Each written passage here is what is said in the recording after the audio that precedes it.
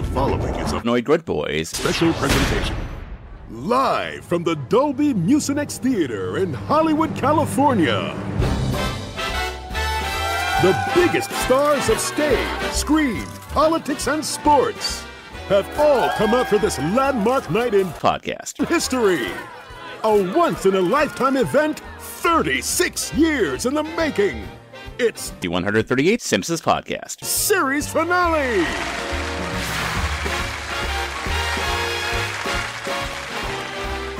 And now, your host for tonight, Steve and Craig. That's right, we're the podcast that explores the American animated sitcom The Simpsons from seasons 11 and beyond, and the newest episodes when they're available, like this week. Why do we do it like that? An entity known as the Wheel of Random has tracked us and forced us to watch things in such a fashion. And also, there's a ton of other podcasts that explore the quote-unquote golden age of The Simpsons, that being seasons 1 through 10. Well, Craig, welcome. It's the end of an era. I gotta say, it's the end of The Simpsons tapped out mobile game. Oh, man.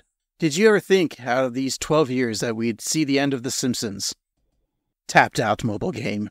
I never thought that The Simpsons tapped out mobile game would ever end.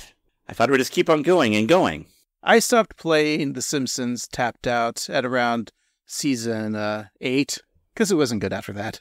Yeah, it got a little wacky, and I stopped. Yeah, I gave up after, probably around season 8, season 9. Really when Mike Scully took over the game. Yeah, I really miss when Oakley and Weinstein were the game developers for Tapped Out. Yeah, when they had that steamed ham run. Yeah, it was a lot of fun. Yeah. But of course we jest because The Simpsons is ending, of course, with this episode. It is the last episode, series finale. Do you have fond memories of Tapped Out, Steve? I will say that, initially, as a Simpsons fan, it was cool to get, all the cool different buildings and characters unlocked. And then, once I discovered the Free Donuts subreddit, which I gave up my information that's probably still haunting me to this very day, to get free donuts, that was really cool. And when there was, a special, Valentine's event or something, I want to say that I liked it, but honestly, it just felt like a lot of work and a lot of, oh man, I could be reading books or learning things, but instead I'm just tapping my screen to hear pre-recorded Simpsons voices that I've heard a million times before. Yeah, I don't know if I have the fond memories. I think a lot of mobile games in general aren't fun. They're just too time-consuming. Mm-hmm. It's different when you're playing a console game that has a story and a narrative. Yeah. Like your Grand Theft Autos or Red Dead Redemption. It's not talking about the online games, but the online versions. But those there's a story, and Last of Us, right? Right. A lot of fun. But Tapped Out, yeah, there was a story, but you had to spend time tapping to finish that story so you can get a silly building that then you got to figure out where to place. And then the worst part is when they add bigger things, and then your entire Springfield town looks like crap because you're just placing things at random because you don't want to go back and just destroy everything and start from scratch. It's too much. Right, and you get a big-ass roller coaster or something, and you're I can't fit this anywhere. I gotta buy new land. Yes. But yeah, sadly, EA announced that October would be the last new promotion for Tapped Out. By January of next year, it'll be gone forever. Is it gone? Can you still play it? Maybe they'll just never update it? I think you're correct. They will never update it after October, and then it will no longer be available for download in any in your app stores on your Google or your Apple or whatever after January of 2025 rather. So you won't be able to buy donuts or things like that, but you still could probably play the game. Yeah, you could still send Homer to the bowling alley to do some task, and then 8 hours later hear him say woohoo and get that rush of adrenaline. Should I download it back on my phone just so I can always have it? Absolutely, yes. Is there any other Simpsons video games that might be coming out soon, or is this... Not that I'm aware of, although I really feel like we're due for... It's been too long since we've had a Simpsons console game. I know that we've talked about it in the past about having open world game where you're a new resident in Springfield and you get to interact with people, and I still think that'd be a great idea. I think the problem with that idea is that's exactly what the South Park games are.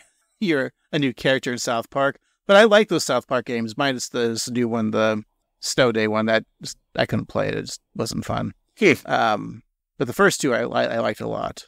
The Fractured Butthole and Stick of Truth. Yeah. A lot of fun for me. But yeah, I still think, I mean, why not? I mean, that's just so easy. You're right. It should be, like we talked about, like your family moves in right next to The Simpsons. You're that brown house. Mm-hmm. And yeah, you could start a business. You could it could be like a Sims kind of situation, but also with some action. What if, because we always know that in The Simpsons, there's only two ages of characters, the adults and the kids. I know there's like very few teenagers. Squeaky Teen represents the teenage community, which there's not much teenagers. So what if in this our proposed game, you start off with, do you want to be the parent or the child? Yeah, I like that. And maybe it's a single mother or father with their child that lives in that house. So then, like, if you're a single dad raising a kid, like maybe you have like missions where you have to go on dates with like Krabappel or something like that. Yeah, that'd be fun. And vice versa too. Like if you're a single female, you go on dates with Patty or Selma or Barney, whatever. Mm-hmm. You choose like your gender, sexuality, preference, you know? Yeah, like it's like that Baldur's Gate game that people like. Yeah. So it's essentially two games at once, so you could play it as the adult or play as the kid. I like it. This is a great idea. Yeah. Yeah. Well, I mean, that's a great idea for video games, and we mourn the loss of Pete Rose. Yes, Pete Rose and Dikembe Mutombo, and the third athlete who will inevitably die by the end of the day. But we say goodbye to Tapped Out, but we'll never say goodbye to The Simpsons because they'll never end. Or will they? I think, yeah. Alrighty, Craig, let's talk about this week's episode, which aired September 29th, 2024. It's called Bart's Birthday, in which Bart has a monumental birthday. Steve, when was your monumental birthday? 15, I got that one pube. That was pretty monumental. And I got it for you. You're welcome. Thank you. Must have been very expensive. Well, Alan Alda doesn't sell his pubes that often, so it was. Truly was a MASH. It was his last pube from the last episode of MASH. That's why it said goodbye? Yeah. In pube form? Yeah. Alrighty, Craig. Well, while we all think about the pubic hair of actor Alan Alda, let's take a break, watch Bart's Birthday, and we'll be right back.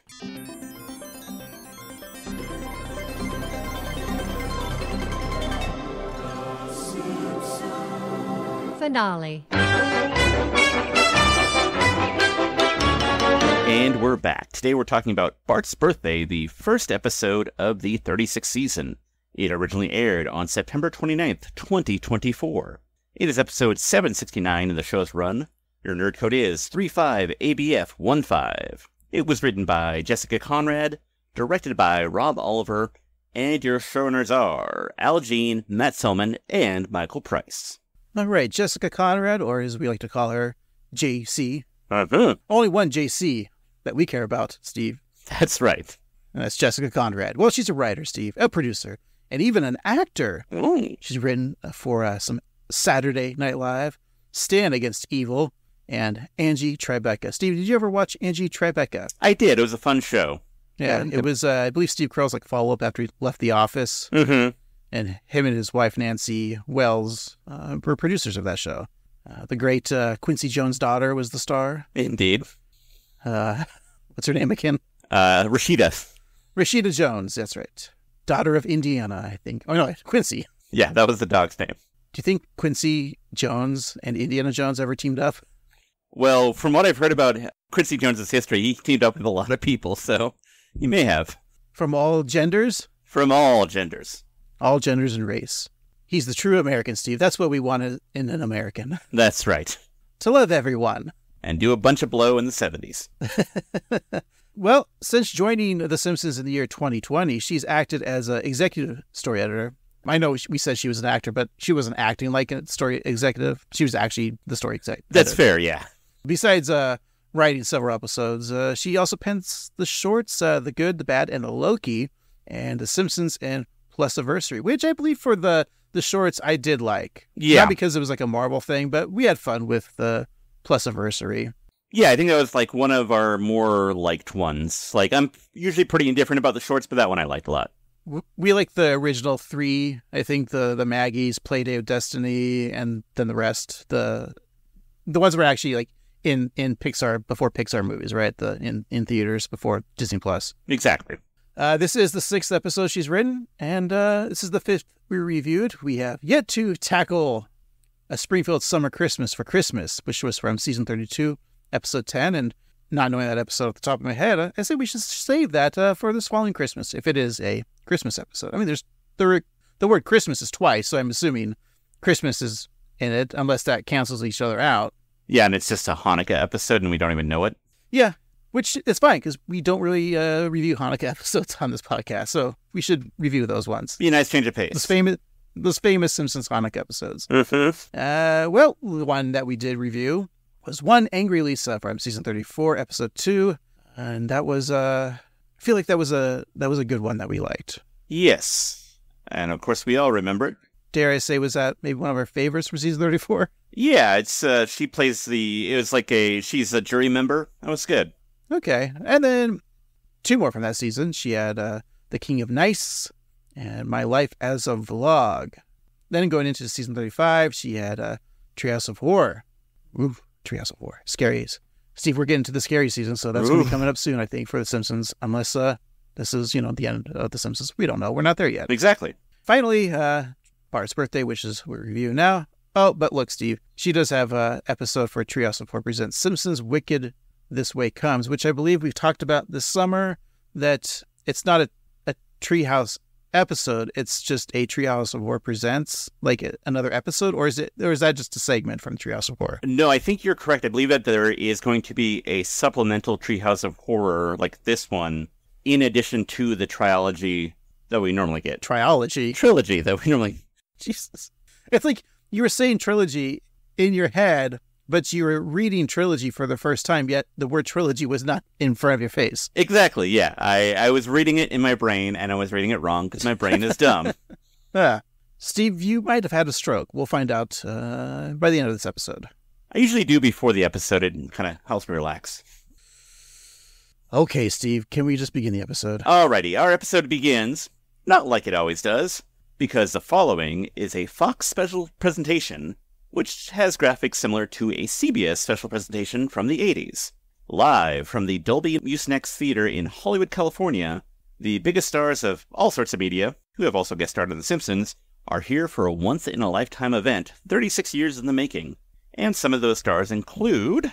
Billie Eilish, Mick Jagger, Gordon Ramsay, Weird Al Yankovic, Lenny Kravitz, Katy Perry, in that famous Simpsons dress that she wore on the show. So controversial. Which is funny because she wasn't animated on the show. She was live action. Yeah. So it should have been live action, Katy Perry, right? That would have been nice. That would have been nice, Steve. We have Tony Hawk, Thomas Pynchon in his trademark paper bag, Rachel Maddow, Tom Hanks, Penn and Teller. It's kind of funny that they're being interviewed and Teller is the one who's doing all the talking. That is funny. That's a good detail. We got Ron Howard. That drunk? Hey, Dolly Parton, Steve. Well, we got Seth Rogen, John Waters, Serena Williams, and a whole lot more. Look, even the beginning with, I think that's Chrissy Teigen and John Legend right there. Oh, yeah. There's a whole bunch of people. How come Lenny Kravitz's pants didn't rip and his hog fall out? A little disappointed. I know. It'll probably happen, it was a deleted scene. Steve, I think this is giving a lot of Simpsons fans a heart attack because a title comes on and it just says, The Simpsons series finale? I thought this was the season premiere, but yet, here we are. The last episode. Are you relieved, Steve, that this is our last episode? I want to say that I'm sad, but yeah, I'm just a little bit, there's a bit of relief, I guess. Well, maybe it's not technically our last episode because we still have, let's see here, how many more episodes do we have left on this podcast to complete? I think we only have about 250 more episodes to go. Yeah, so this one and then 250, and then we can finally retire. Ah, yes, in just about 4 or 5 more years. Although I do have an idea for a long podcast like this one, many years. We look at the filmography of like a great actor like James Dean, so we'll do his filmography, so that'll take years to do, right? Yeah, I think so. That'll be a lot of fun. All right.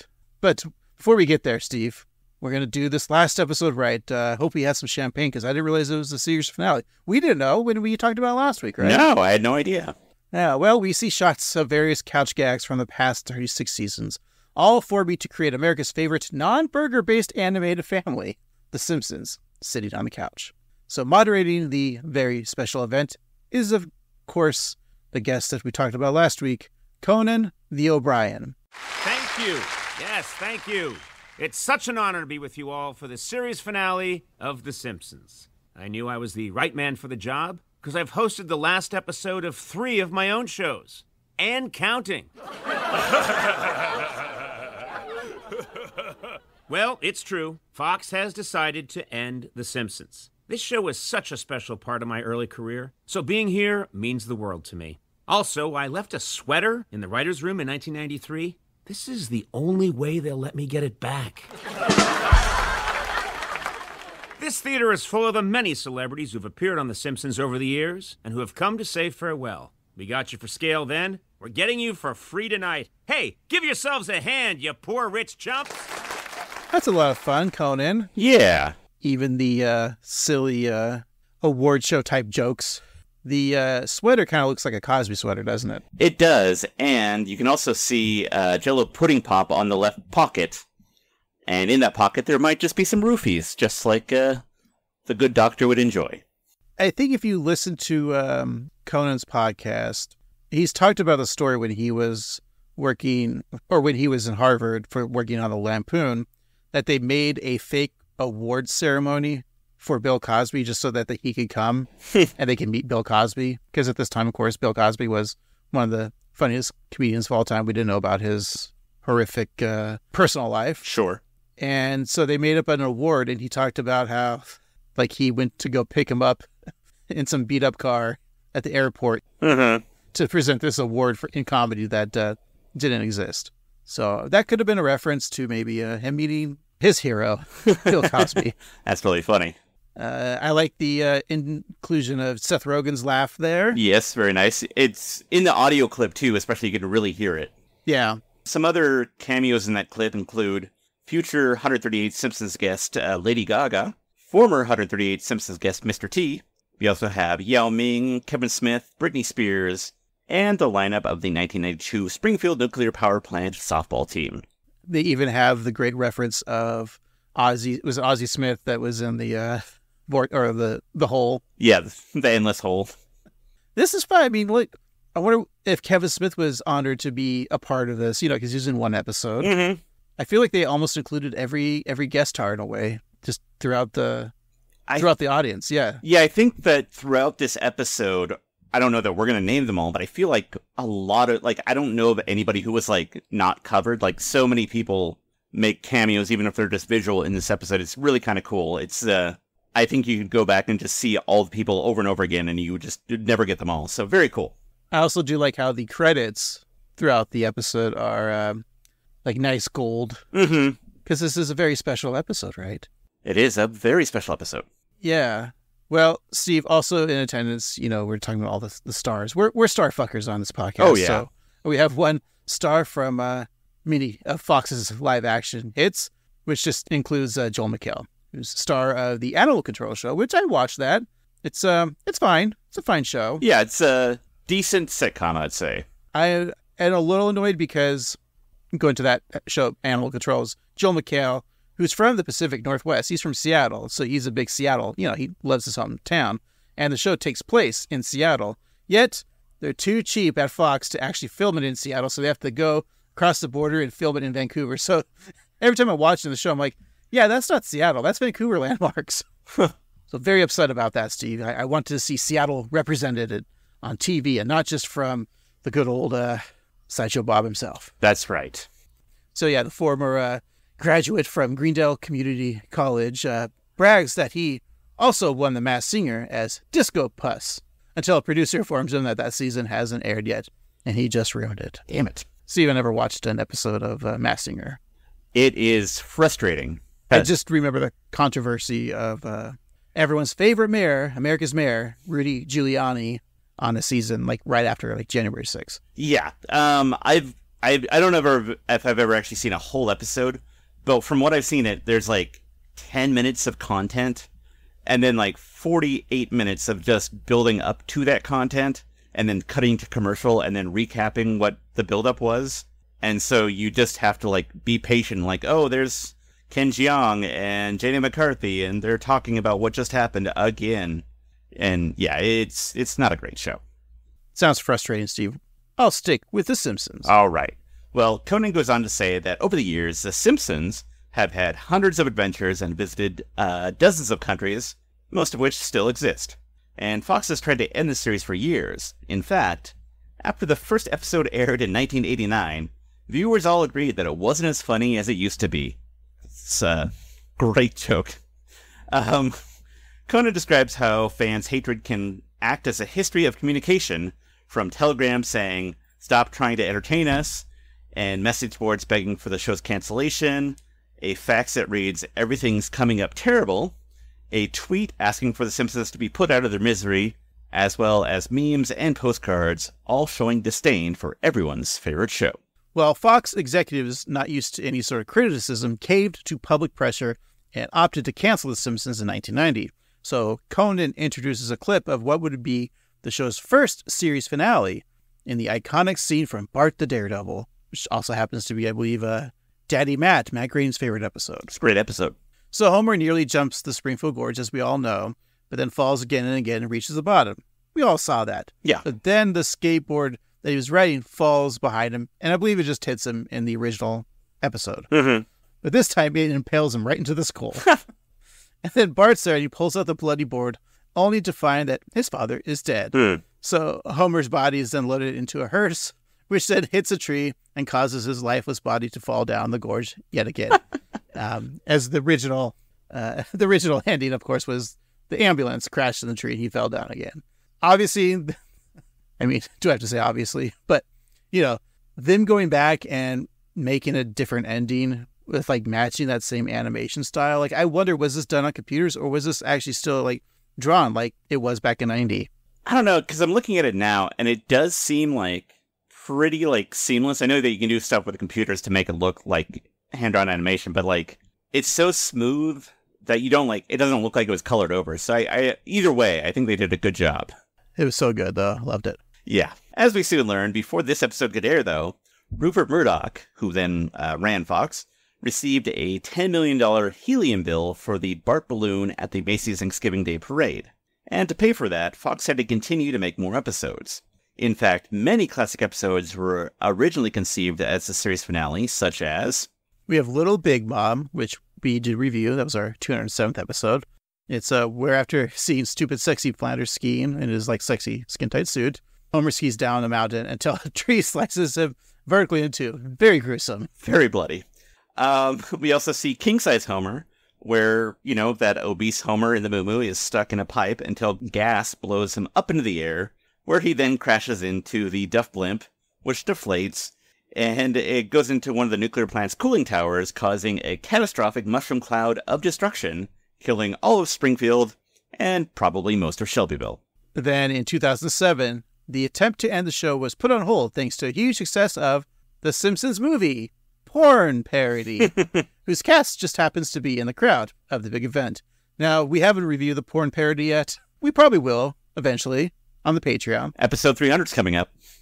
But we have to watch it 300 times. Oh, yeah. I'm sure that's fine. By viewing 5, I'm going to be kind of tired. Yeah.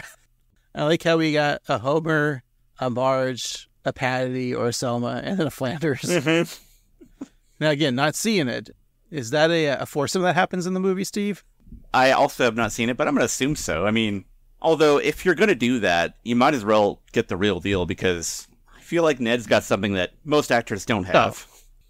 Talent? A great mustache. Oh. Well, I think both of our answers. Yeah. Conan goes on saying that Fox has now shifted their goals to be a dating service for cow tippers, with reality shows such as Farmer Wants a Wife, which is a real show. Because of this, Fox is ready to end The Simpsons. But how will they end it? Well, let's have Conan explain further. The bar had been raised so high by the classic finales of Mad Men, Breaking Bad, and The Sopranos, and lowered by the legacy-ruining farewells of Seinfeld, Lost, and The Sopranos. The producers racked their brains to create a finale that would satisfy the show's many fans and many, many haters. Then they came up with the perfect plan. Voice the job onto somebody else. Meet that somebody else. I give you the latest in machine learning artificial intelligence, PAC GPT. This cutting-edge breakthrough in plagiarism has been programmed to write, animate, and voice the perfect finale for The Simpsons. One that wraps up the characters' storylines in emotionally satisfying ways, but won't damage the most important legacy of the show. The 2026 grand opening of Homer Simpson's claim-jumping, Yukon-rumbling, rock and roller coaster at Disneyland Shanghai. I do like the great series finales of Breaking Bad and Mad Men and Sopranos, and then as with horrible series finales with Seinfeld and Lost and Sopranos. I almost thought there should have been a Game of Thrones reference, because that was probably, for me, the worst series finale I've seen. Yes, and I will say that, like, I recently watched Lost for the first time in its completion, or through completion, and I know that a lot of people were mad at how the show ended in just, like, the last 2 or 3 seasons. I thought it was pretty okay. Yeah, I watched it not when it was on, but, during a binge session years ago.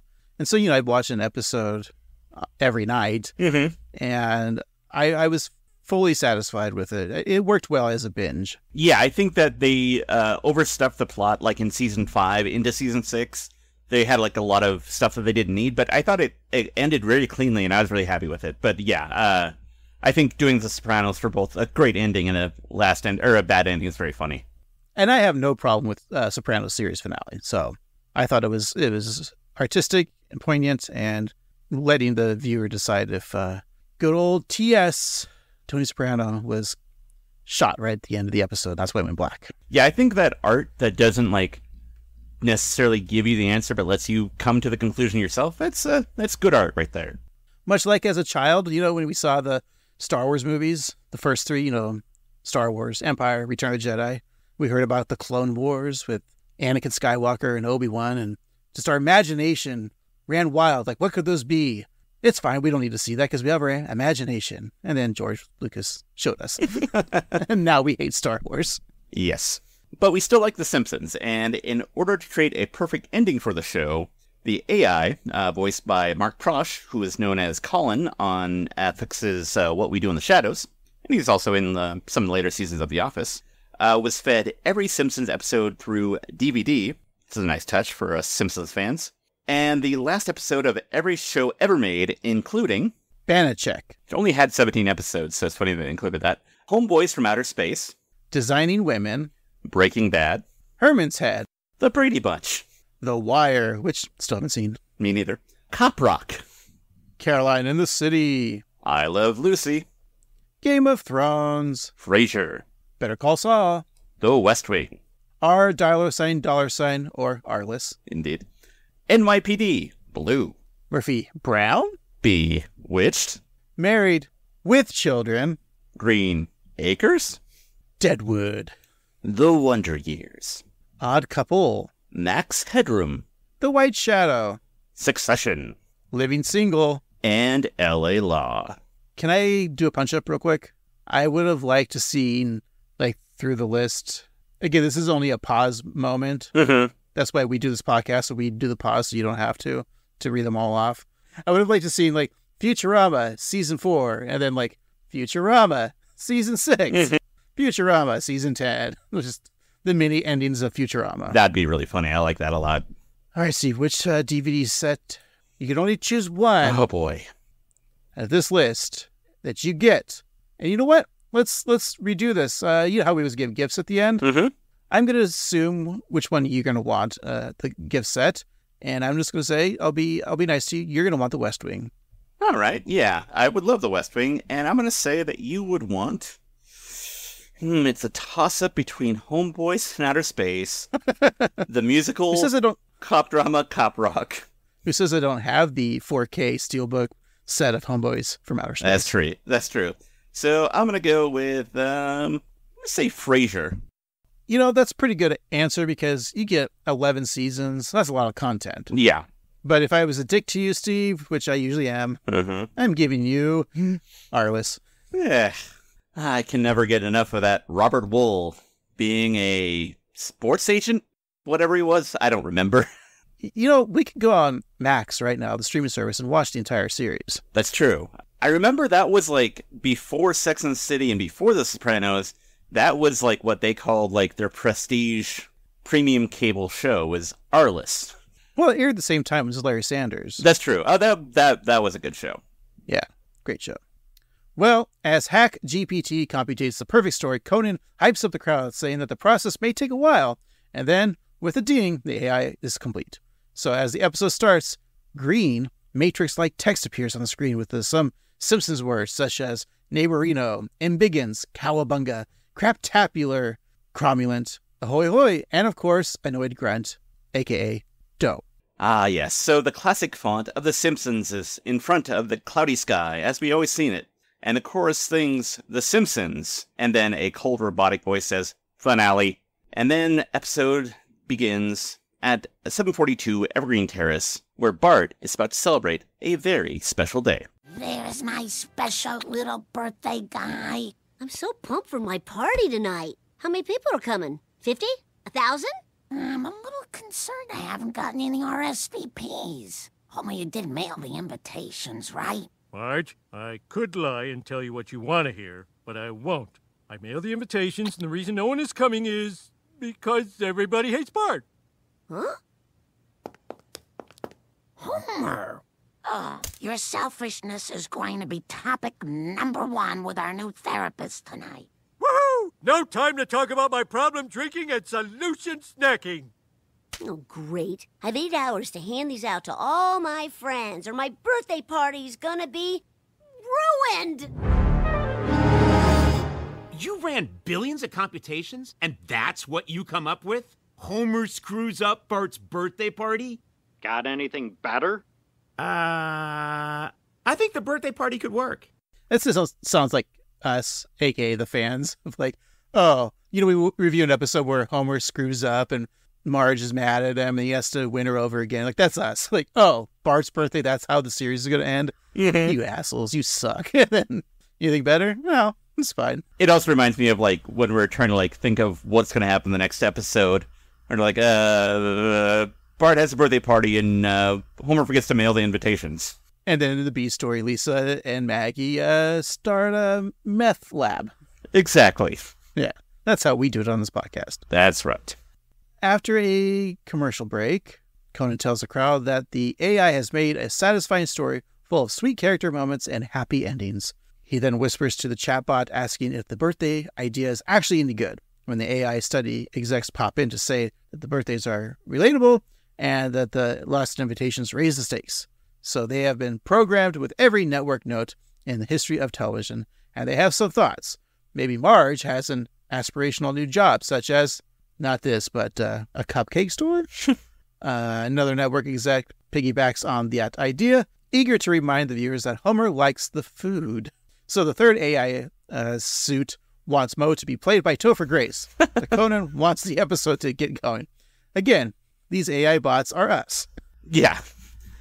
That idea of like, okay, here's my idea. Not this, but that is such a funny thing to me because I've heard so many people be like, okay, what if he was a spaceman, but not actually a spaceman, but actually a golfer? Like, it's just a way to like pad your idea in case it's bad. It's just funny that an AI would do that. It's like your insecurities. Like, I don't want to come off like I don't know what I'm talking about. Right. I want to share my idea, but I don't want to get judged for sharing my idea. It's like, hey, Steve, do you want to start a podcast about, I don't know, like a TV show like Star Trek, but not that, but like The Simpsons, you know, like, because you like The Simpsons. Oh, yeah. Let's do that. Even though I know we could get way more listeners if we had a Star Trek podcast. That'd be kind of fun. Save it for the Patreon. At the Springfield Elementary, Bart hands out party invitations to all of his schoolhood chums, like Wendell, Lewis, and Sunglasses Kid with no name, though I've always called him Kid Cyclops. Bart also gives an invitation to Uter, happy to see that he's alive. And then Principal Skinner makes a big announcement. Students, I've called this assembly because today is my last day as your principal.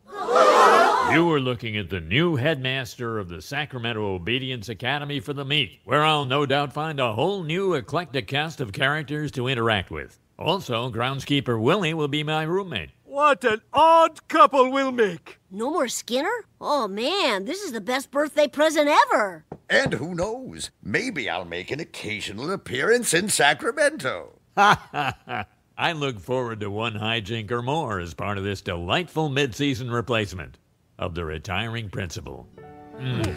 School dismissed. Wait, don't leave. I still have more birthday invitations. I'm going to miss this place. Huh? Yeah, before the clip, I love the, is going through the names of all the kids. And then the longest time we assumed Uter was dead, but he's back. This episode, just has so many Easter eggs just for the fans. This bit that's ongoing is really good of closing the lights. Our namesake is the 138th Simpsons podcast, based off, of course, the 138th Simpsons Spectacular. And so just even has vibes of this, we're all going off to start our own new sitcoms, spin-offs. This is fun. I'm enjoying this. Yeah, it's a really good time. So at the Springfield power plant, Homer receives a text from his bank saying they've never asked for his password, but is asking for it now. So he's like, ha ha ha. That's so who wants my password now? When he falls for that potential scam, solemn Waylon Smithers tells the workers that Mr. Burns has finally died. Oh, so no. Everyone stands in shock and in silence, except for Lenny, who begins to clap. So the blue-haired lawyer reads Burns' will, which says that he leaves the entirety of his fortune to the Springfield power plant employees. So everyone cheers, and Waylon says how life-changing this is, until Monty Burns appears saying that all of this is just a bit of his monkey shinery. Monty mocks his duped workers, while Homer remarks that he's living in the future, as he receives yet another text, supposedly from the power company, asking that he pays his bill with gift cards. Distracted from the scam text, Homer doesn't notice that he accidentally knocked Mr. Burns off the railing, sending him into a vat of nuclear waste. An employee in a hazmat suit uses a pool skimmer to fish him out, but it's too late, as the toxic sludge eats away at Mr. Burns' body. The way this episode is going with the characters leaving, the deaths of characters, I feel like this is an nod to Who Shot Mr. Burns, and everyone assumed it was Homer Simpson, but Homer Simpson finally, in the last episode, does kill Burns. Yeah. I think is nice.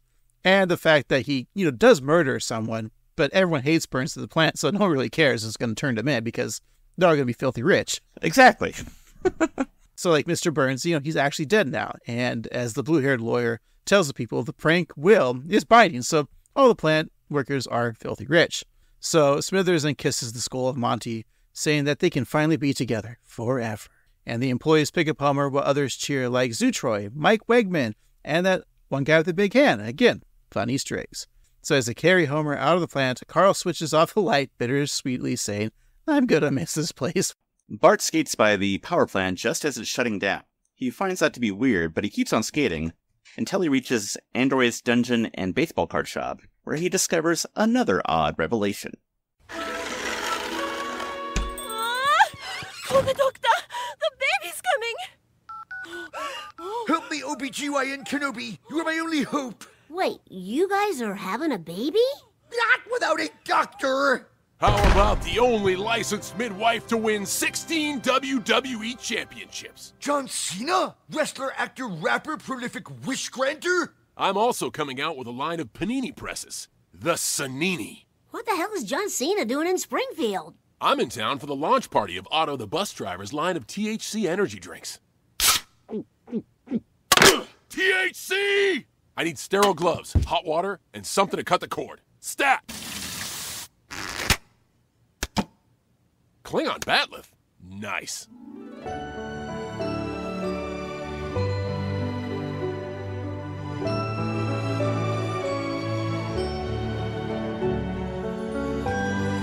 You can't see me. You can't see me.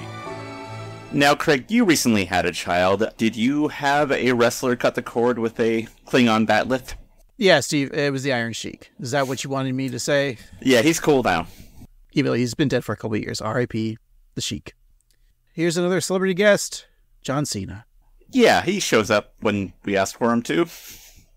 or when you don't. Yeah, exactly. I mean, this is a serviceable cameo. I thought that was funny. Again, it's this whole cliche series finale for TV shows. Like, oh, there's someone has a baby. This is one of those cliches. Exactly. It's new endings and new beginnings. Wasn't that Friends? Wasn't that how? Or did Monica have a kid?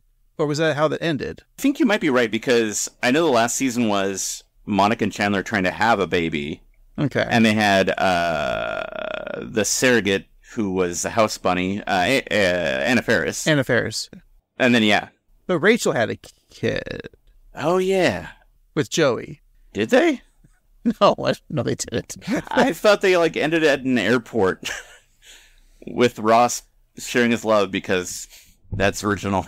Oh, the airport cliche. Was there an airport cliche in this episode? Sadly, no, I don't think so. But, after 9/11, can't do it anymore. Well, as Comic Book Guy and Kamiko leave the shop with their new child, Comic Book Guy declares that he doesn't need toys anymore, since he has the ultimate limited edition collectible right there, his baby. So he turns off the light, commenting, I think I'm going to miss this place. Man, Bart is confused by all the events taking place all around him, so he pays a visit to his old pal, Milhouse. He says how weird it is that Skinner's leaving, Burns died, and swole funny man John Cena delivered Comic Book Guy's baby. But Milhouse isn't fazed, since his new medication doesn't really let him feel stuff. Just then, Milhouse's parents come in with some very exciting news. Milhouse, we have amazing news. Pack your bags, buddy. We're moving to Atlanta. The guys at Surefine Why Not Records heard my old demo, and they want me to cut a full album. And your father's new musician health insurance is going to pay for your LASIK. Whoa, no more glasses? Look out, Atlanta. You ain't ready for this glow up. Later, Bart. Catch you in our increasingly distant online interactions. I'm gonna miss this place. Why do people keep doing that? Do you feel like Bart pointing out that people keep doing that? I don't think that need was necessary. I think Bart shouldn't have said that. I know this is his whole journey in this mission is why there's so much change, but I think it's funnier if it's not pointed out. I agree. I think that having nearly every character do that, or every scene ending like that, is great. And I think the fact that if they don't reference it, it makes it that much more funny, because it's just kind of there for the viewer to accept. So yeah, I think you're right. Yes, but it's also funny that just the fact that Bart is still in Milhouse's room and Kurt is end scene here, shutting the light with Bart in there. This is very funny. It is. Bart skates by the First Church of Springfield, which is hosting a slew of weddings, including Patty and Evelyn. Which one's Evelyn? That is Patty's girlfriend. I think we saw her a while ago, but I don't remember. Ned Flanders and Ruth Powers. I like that. I assume that they collaborated over a shared disdain for The Simpsons, since they each were neighbors. Right. And then they connected. Hey, look, Steve, it's Selma and the yes guy, the yes. And we have Duffman and Miss Hoover. Wait a minute, I thought Miss Hoover was married to Gil. Well, Duffman's got what it takes. Oh, all right. So over at Moe's, it's closing time, and Moe, of course, turns off the lights, saying that he's gonna miss this place. And on the floor of the bar, a rat turns off the light before going into his art-shaped mouse hole, saying, in rat speak, I'm going to miss this place. Bart skates by as Moe hangs a sold sign on his bar. And over at the Springfield Tire Fire, Raphael flips the switch, turning off the long burning flames, commenting, I'm going to miss this fire. So it's very funny. The tires were always just on. By a switch. Bart arrives back at home, telling his parents that something super weird is happening. Homer and Marge don't hear him, though, as they have something very important to tell him. Your father and I have been in couples counseling, and we just had the most amazing session. We worked through so much pain. I've been withholding affection because I was never given any. And I enabled it. We love each other as we are. And we love you exactly as you are. You kids are going to be living in a functional trauma-free household. And I'm going to take that miracle new diet drug. I'll be skinny, but still have a huge head. From now on, you're going to see a lot of changes. Change?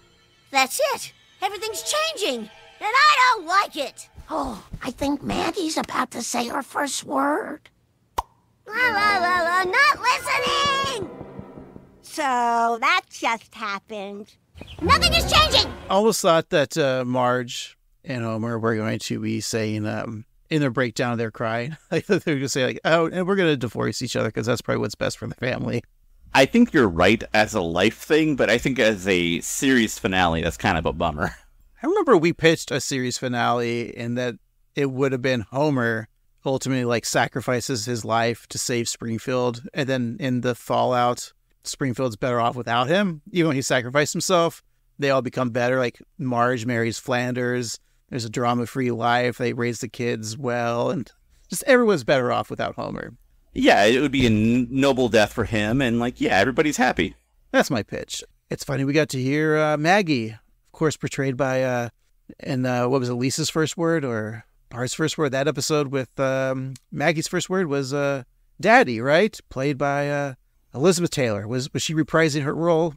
No, she was too good for The Simpsons now and too good for life because she died several years ago. But we got the next best thing in Amy Sedaris saying, "That just happened." This is a really fun, cliche line. Amy Sedaris, star of The Mandalorian. Ah, yes. Strangers with Candy. And BoJack Horseman. And she's been in episodes of Unbreakable Kimmy Schmidt. Yeah, she was really good in that. Yeah, I forgot about that. Well, she's good in everything. Yeah, Steve. she's wonderful. The wife of author David Sedaris. Yeah. Boys, Steve. David kisses boys. And not his sister. Well, let's go back to the Mucinex Dolby Theater, where the crowd of former Simpsons celebrity guests are shocked by what they're watching. Conan asks what the hell's going on, and the AI informs him that this wasn't planned. The character, Bart, has become self-aware, rejecting the story. Conan argues that the sweet endings and endless spin-offs and everyone changing for the better is great, and Bart refuses to accept the idea of change. Conan tells him that the crowd that the things have gone a little off track, but, that's just live animation for you. Yeah, it's a real strain on the artist's wrist. Live animation. So the former Tonight Show host then whispers to the AI, asking if he could just turn it off and back on to get things going again. But the GPT Cube warns Conan that if he lays a finger on him, he'll contact HR so fast, Conan's wig will spin. And Conan corrects the chatbot, saying, it's not a wig, it's a system. I love that animation of Conan moving his hair like he used to do like on the old late night show with his... He used to do a physical bit with his hair. It's really good. Yeah, how come he didn't do his little marionette dance? I know. Cutting the strings in this episode. Come on. Come on. And where's the masturbating bear? The thing's still owned by NBC. He can't actually use it. No, he can have the autoerotic asphyxiation panda, but it's not the same. Mm-hmm. No. Back in Springfield, Bart runs down the street, wondering why everything is changing for the better, saying that it's horrible. He sees Nelson outside of his trailer, reuniting with his long-absent father. He then sees Agnes Skinner offering a room to rent until the real Seymour Skinner, once played by Martin Sheen, returning. And then he runs by the First Church of Springfield, which now, instead of weddings, is hosting a slew of funerals, such as... Montgomery Burns. Old Jewish Man. And Disco Stew. No. And Hans Moleman, who was disappointed to see his name on the marquee. Ah. Well, Bart then thinks of one person in Springfield who will never change, and that is Krusty the Clown. So over at Krusty Lou Studios, Krusty reads one cue card that says, hey, hey, followed by another one that says, hey, hey. And Bart asks his hero if the show is still going on. And Krusty gladly tells Bart that he's doing all of his classic bits one last time. On the Krusty Show, last episode ever, spectacular! Whoa! A classic series like this can never end! I've changed, kid. Even I can't run the same material into the ground forever. Hi, caramba! Ha ha! Good, Clavin. Hi, everybody! Even though we've seen Krusty end his series multiple times, right? The joke of can't say the same old stuff over and over again. We get a nice appearance of a lot of catchphrases from The Simpsons. Yeah, it'd be funny if Lisa was there just being like, I'm going to go to my room. That's a good punch-up.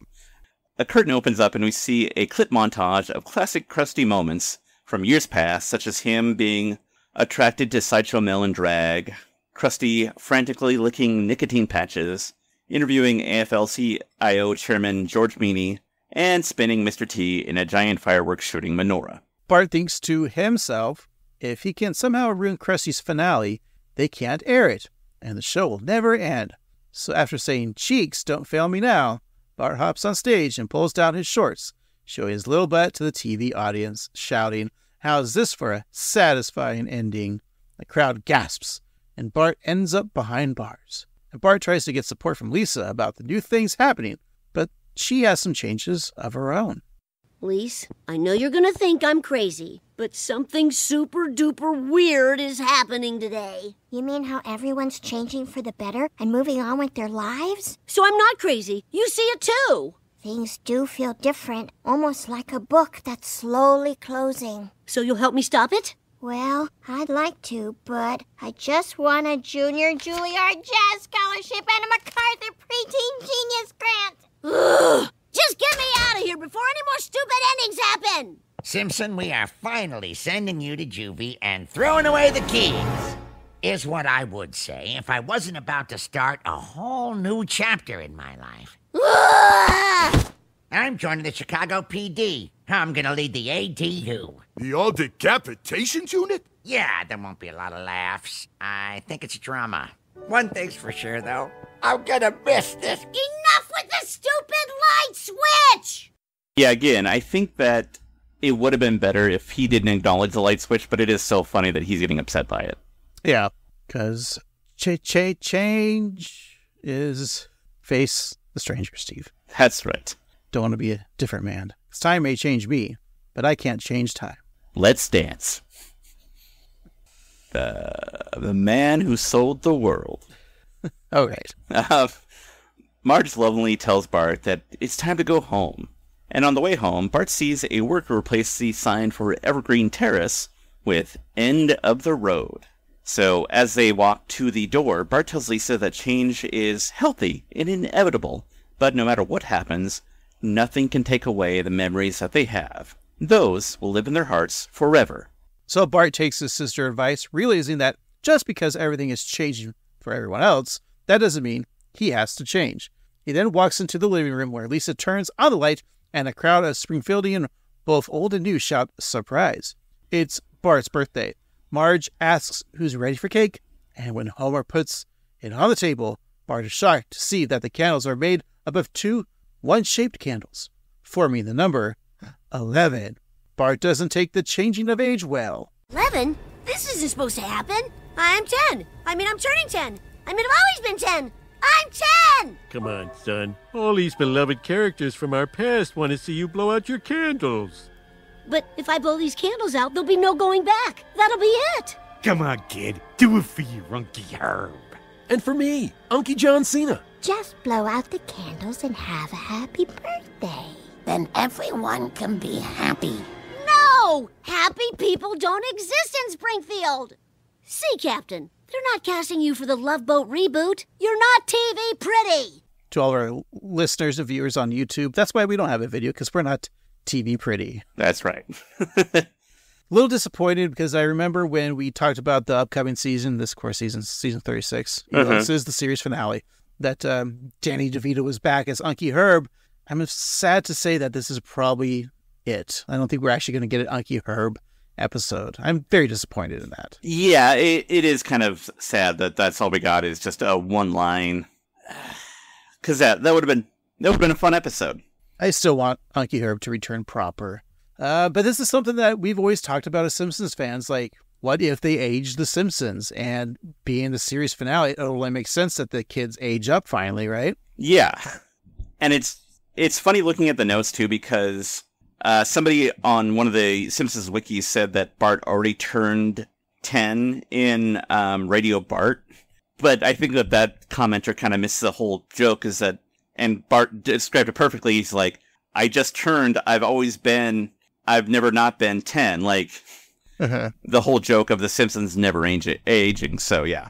I also like the background art of all the Springfield aliens because it's almost just like they just took a file, cut and pasted everyone in there. Yeah. Because they didn't really have to animate faces. It's just almost like they're cardboard cutouts. And it makes it very dreamlike-esque in my mind when I'm watching it. So it's very interesting the way they did that. Yeah. Kind of feels like a Twilight Zone episode a little bit. Yep. So Bart walks up to Nelson, Dolph, and Jimbo, telling them that they can't raise a baby, not even if after they move in with Hank Scorpio. We see Hank Scorpio. Then he informs Hyman Kristofsky, Frank Grimes, and Bling Guns movie that they're all dead. So Homer calmly speaks to Bart, saying that he can see the big feelings Bart must be feeling, and that he should try to center them. Homer invites Bart to blow out the candles, and Marge turns off the light. But Bart is reluctant to celebrate. You blow him out, dumbass. I know. It's a lot to process, suddenly having a great father. Dude, you're not capable of change. I hear you, and I validate your feelings. You're not a great father. You are Homer Simpson, a drunk, neglectful sack of crap, and that's why everyone laughs at you. Why, you little...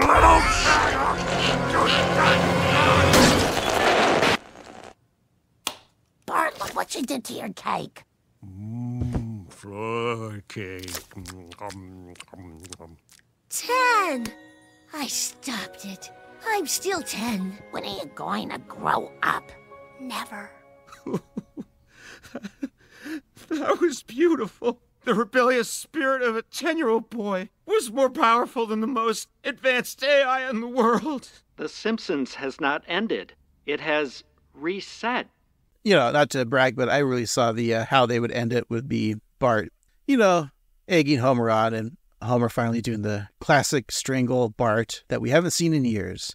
Yeah, I really love that that's what kind of reset everything, too. It's like they can't move that much forward from who they truly are.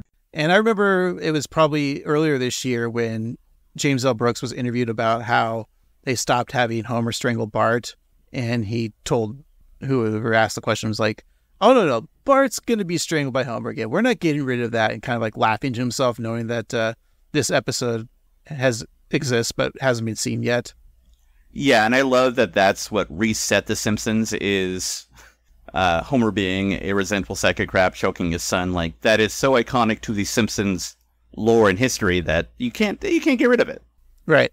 Really like that. Yeah. So the AI asks Conan if that's what failure looks like, saying that he, of all people, would know. Conan reassures the bot, saying that his cynical attempt to cram in a bunch of happy endings became a powerful story about Bart's fight to hold on to which he holds dear. So from the audience, Tom Hanks stands up, shouting, "Hold on a second, Carrot Top," and Conan asks his bosom buddy what he wants, and the Forrest Gump star is shocked to learn that this isn't actually a finale, but as Conan explains, just a season premiere. So the crowd boos, and Tom Hanks is upset that he rented a tux for this event, which is, again, very funny that Tom Hanks has to rent a tux. And then Conan asks Hack GPT if it has 800 more episodes in it. So the robotic cube sweats, saying, "I choose oblivion," and then explodes. So the celebs run out of the arena, Tom Hanks pushing Ron Howard, shouting, "Out of my way, Opie!" And Conan removes his tuxedo jacket, puts on his Cosby sweater, and says, well, I'm not really going to miss this place. And then turns out the light. Well, the credits roll, and we hear the tune of They'll Never Stop the Simpsons. And we see the family in various series finales, such as The Sopranos, sitting at a diner near a jukebox that is probably playing Journey's Don't Stop Believin'. We have MASH, which ends with the word dough written in the rocks for a helicopter to see. Mad Men, with Homer meditating among hippies, a la Don Draper, a.k.a. Dick Whitman. The Mary Tyler Moore Show, which Homer, Moe, Lenny, Carl, and Barney all hugging in a news studio. Breaking Bad, which features a bearded Ned Flanders lying on the ground, dead from a gunshot wound. Game of Thrones, which Lisa, Marge, and unsure about Ralph as the king, which I think is a very funny Game of Thrones joke. Mm-hmm. Frasier, with Sideshow Bob in the radio booth and his loving family and friends looking on. That's probably my favorite one that they've done. And it ends with Succession, Kirk and Luann holding hands in the back of a limo, each wondering if they'll take control of the company. Spoilers for me, who's never seen Succession. You don't know who they're playing. And we have Newhart where Homer is waking up next to Suzanne Plachette, wondering if this was all a dream. Is that the probably most classic series finale, is Newhart? I think so. I think that St. Elsewhere kind of might be similar too, but it's kind of the same gag, except for his former TV wife, it's an autistic boy. Yeah. I'm almost sad that they didn't do the Cheers series finale, because it literally does end with Sam turning the lights off of Cheers. Yeah, I know. Well, Steve, that's our episode. Sadly, The Simpsons will continue. Oh, boy. Here we go again. Let's take a little break, and we're not ending just yet, so we'll be back, and we'll finish up our discussion of Bart's birthday. We'll be right back.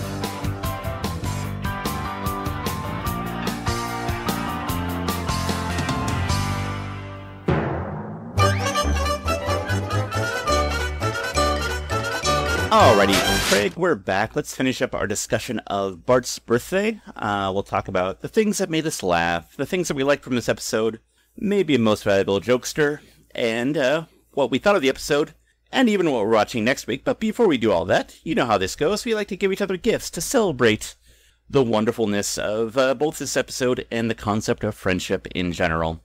And so, Craig, for you, I got you a couple things. Of course, I got you that Klingon batleth, so you can cut umbilical cords and the throats of your enemies.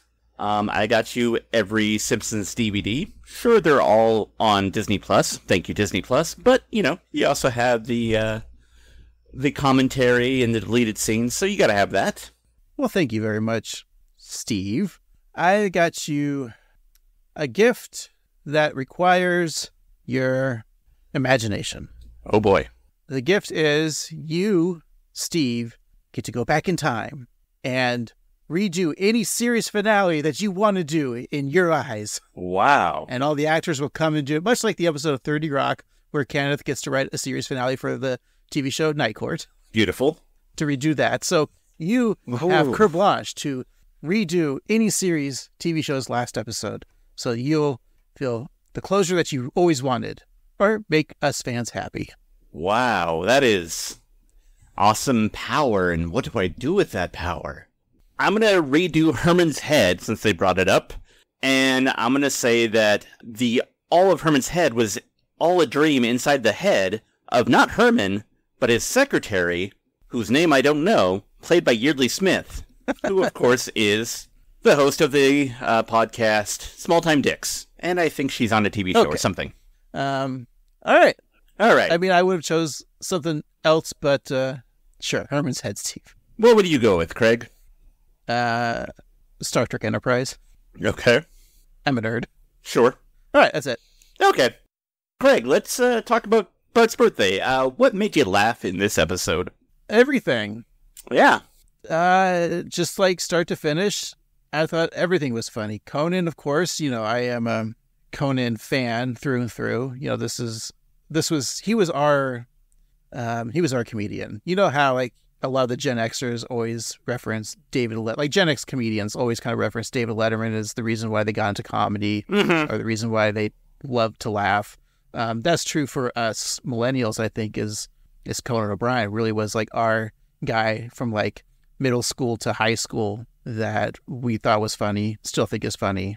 And so, of course, anytime Conan's on something, Conan could just read the ingredients of a cereal box and make it funny. True. Anytime Conan's on, I love the fake deleted scenes or series finales. The AI jokes were spot on. Of course, all the turning off the lights, series finale, all the cliches. This episode, I could just, we go through our banter of like my favorite scenes in MBJs. I'm just going to give my review because I've been holding back, Steve. I've been holding back from this episode. And I just got to say, because like as a fan of TV and of course fan of The Simpsons, this actually would work for me and I'd be fine with this as a series finale. it does so many of the cliche things that a TV show does, but also points out that you can never have a satisfying series finale. Like, for instance, Seinfeld. Everyone always poo-pooed that, but I love the fact that, spoilers for the last episode of Curb Your Enthusiasm, Larry David got to do the same episode. He did the same thing for Curb Your Enthusiasm, but made it better. Like, he redeemed himself for that last episode of Seinfeld, you know, which you don't get much of a chance to do that. So my weird tangent saying, like, just as a fan of TV, the cliches and everything that we've always talked about as Simpsons, like, how would you see the Simpsons end? This is such like a topic on Reddit all the time. It seems like every week there's always someone posting, like, how would you like to see the Simpsons end? And people have like all these like theories that sound great. They kind of included a lot of like those great ideas of the character's growth, and that's how you end a series. But man, this episode was just funny start to finish. Such a different way. They've done so many like clip type episodes, or not clip, but in a way like what ifs type of episodes, right? This was just clever. Even it was star-studded. Like Tom Hanks coming back. I didn't even know that he was going to come back as a voice.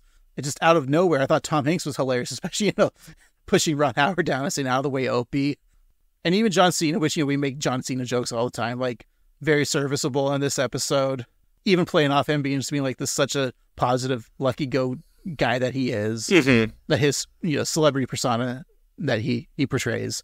Making the quote-unquote idea that the series finale is the opener for a season is very funny, too. Like, you could have easily just done this episode for last season, right? Like, this could have been the season finale and, like, really fuck with people's minds. I don't think that would have worked as well. I think the fact that they made this the season premiere is a lot funnier. I think they make that joke that this is the season premiere. But, yeah, just, I had so much fun with this. And, you know, that's always the 3 months off we've had of not new Simpsons. And yes, I know there's that anticipation of like new Simpsons, but what a fun way to start 36. This just gives like the fans and hope, you know, like, no, we get it. The Simpsons does need to end. And even if there is a series finale, like, I don't think they could top something like this. I will rank this out of, you know, they always talk about horrible series finales, but let's talk about some great series finales that, like, especially they talked about on this show. Going through a list here on like TV Line, they got like shows like 12 Monkeys, The Fugitive, Succession, even The Office, Steve, Justified, Veep, Good Place. The Good Place, that was such a great series finale. Yeah. Breaking Bad, Better Call Saul, both had great series finales. Cheers, I think was great. MASH, of course, is one of the most famous ones. They have the number one listed here as 6 Feet Under, Steve. I never saw the show, but I've heard many TV fans citing that 6 Feet Under is considered one of the best series finales of TV shows of all time. But for me, my favorite TV show finale has to be Star Trek The Next Generation. The episode All Good Things. I feel like it's one of the best series finales for any TV show.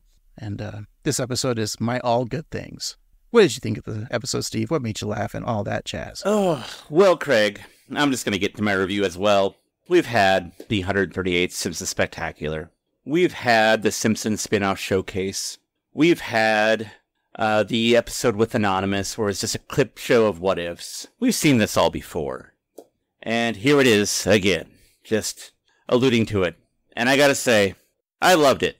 This is like not only a love letter to Simpsons fans, but also a letter of love to TV fans. And as somebody who has devoted their life to TV, this is just everything that I could want in a piece of media.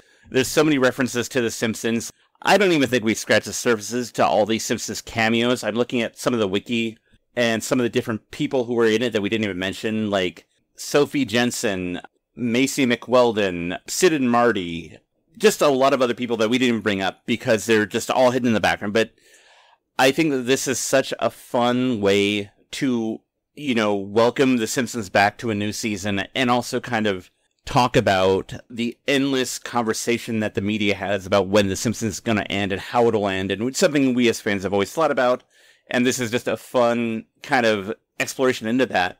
And I think they handled it perfectly. And I think, you know, we didn't really talk about MVJs, but I think Conan, for me at least, is the MVJ just because he did such a good job being the host, being his true Conan self. And I just think this was a lot of fun. I think the I'm really going to miss this place light gag is just wonderful. Everything about this was so much fun, and even like making fun of AI in a way that is modern and relevant without feeling like it's trying too hard is great. And I think that this is just a great opening to what I think is going to be a great season. So, no flaws. I just laughed out loud throughout the episode, and everything that you said I completely agree with. So if I had to give this a ranking, hey, it's the 36th season. What can I say? This is a 36 out of 36. What a great way just to start the season. Yeah. It only could get worse from here, right? Exactly. It's all downhill from here. And, well, let's find out if next week will be a pile of shit. We don't know. But there's no Will Random because we get yet another new episode. Season 36, episode 32. Craig, what do you think the title of that episode is? Well, this was Bart's birthday, and it was a parody of TV shows. So I think they're going to keep on with the TV show theme and maybe parody a very popular TV show on, I don't know, maybe one of those prestige TV shows. So I'm going to say this episode's going to be called The Last of Bus. I like where that's going. I'd love that episode. Whoa, Ellie. Because Otto would be there. But no. Exactly. I'm playing it out in my mind like Lisa's Ellie. And yeah, that works really well. They probably will be doing a Last of Us parody in one of these Treehouse of Horrors eventually. Yeah, you're probably right. And Smithers can play the Ron Swanson character.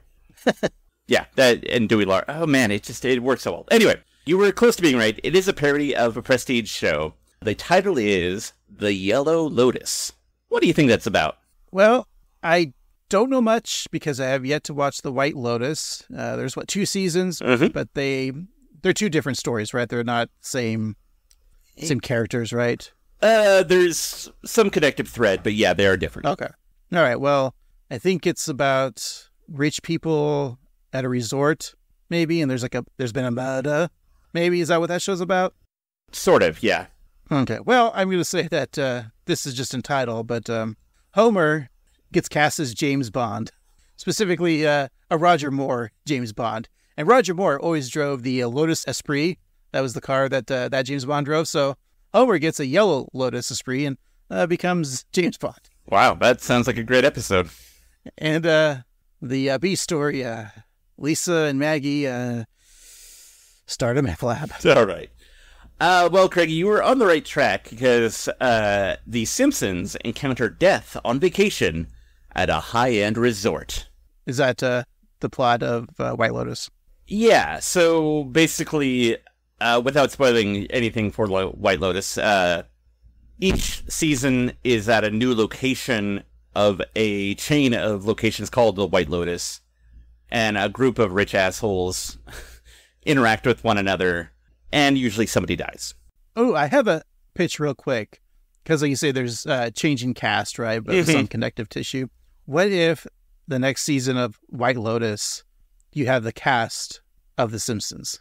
Like Dan, Yardley, Julie, all like acting as people, like they're the rich assholes. I like this, yeah. Have we ever seen all 4 of them in live action in a role together? I don't think so. Like there's never been guest spot on like Modern Family where Julie Kavner and Dan Castellaneta play like a married couple that comes in or something like that. They've never done that? I don't think so, no. I think that could be a lot of fun. It's a missed opportunity is what I say. Yes.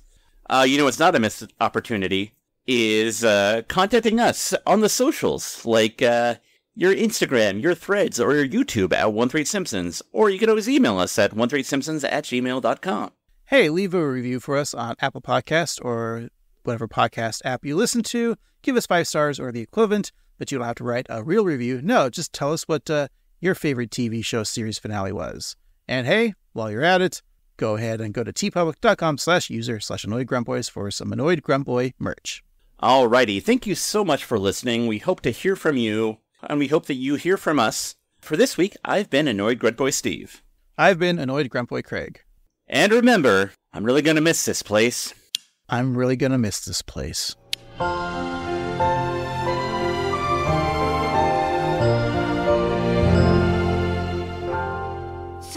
So that just happened.